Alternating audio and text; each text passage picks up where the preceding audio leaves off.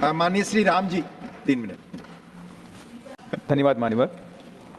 मानव दिल्ली में एक coaching institute में 3 छात्र छात्राओं की मृत्यु अति दुखद है और मैं कुदरत से यही प्रार्थना करता हूं कि उनके परिवार को वो जो असीम पीड़ा मिली उसे सहन करने की शक्ति दे।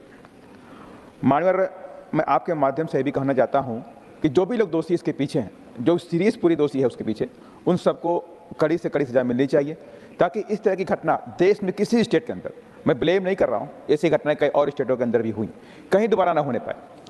सारे माँ बाप अपने बच्चों को इंस्टीट्यूट में भेजते हैं बड़े सपने लेकर के, घर बार जमीन सब गिरवी रख देते हैं कि मेरा बेटा जाएगा, पढ़ लिख करके अधिकारी बनेगा, IAS बनेगा, डॉक्टर बनेगा, इंजीनियर बनेगा। लेकिन जब इस तरह की घटनाएं होती हैं तो आखिर वो लोग किससे अपने दुख को जाहिर करें, सिस्टम को किससे बोलें, किसकी वजह से मेरे बच्चे की जान चली गई।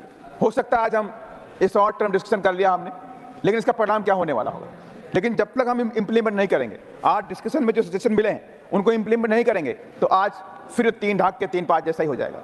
मैं आपके माध्यम से कहना चाहता हूँ कि रेगुलेटरी बॉडी होनी चाहिए जो कोचिंग इंस्टीट्यूट के अंदर, अभी स्वाति मालीवाल जी ने कहा कि गली गली कूचे कूचे इंस्टीट्यूट खोले जा रहे हैं, आगे कौन चेक करेगा कितने इंस्टीट्यूट खोले गए, उनकी शिक्षा के लिए उनकी क्वालिटी क्या है, शिक्षा क्वालिटी क्या है, इंफ्रास्ट्रक्चर कितना होनी चाहिए, वो क्या है उनके पास, कितनी फैसिलिटी बैठने की है, कितने छात्रों का रजिस्ट्रेशन वहाँ पे होना चाहिए, कौन टीचर है, कौन पढ़ा रहा है, ये सारी चीज़ तो होनी चाहिए। ये सरकार की जिम्मेदारी है, ये केंद्र की भी जिम्मेदारी है और स्टेट की भी जिम्मेदारी है। हम किसी को ब्लेम नहीं करें, लेकिन हमें इस पर काम करना पड़ेगा। लेकिन यहाँ पर सेंटर की सरकार को भी सोचना पड़ेगा कि जो गरीब तबके के लोग पढ़ने के लिए कोचिंग इंस्टीट्यूट में आते हैं उनके लिए हम क्या करें।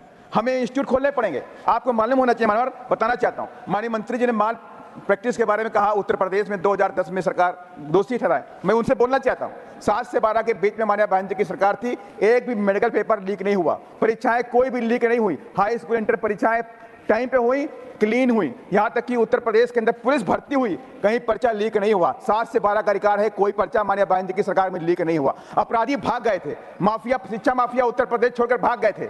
ऐसी सरकार चाहिए थी। माननीय बहन जी ने उत्तर प्रदेश के अंदर गरीबों के लिए कोचिंग इंस्टीट्यूट खोले, छत्रपति साहू जी महाराज रिसर्च सेंटर खोला लखनऊ के अंदर, निजामपुर हापुड़ में IAS PCS की कोचिंग खोली, प्रयागराज में जुडिशियल कोचिंग खोलने काम किया, बनारस में खोला, अलीगढ़ में खोला। इस तरह से 5 से 7 कोचिंग इंस्टीट्यूट खोला और जहां पर आज भी बच्चे पढ़ लिख करके IAS और PCS बनकर निकलते हैं। मैं केंद्र की सरकार से रिक्वेस्ट करना चाहता हूं, आपके माध्यम से आग्रह करना चाहता हूं कि सरकार को भी दिल्ली से कोचिंग इंस्टीट्यूट को हटा करके अन्यंत्र कहीं पर स्थापित करें और इसकी क्वालिटी पर ध्यान दें।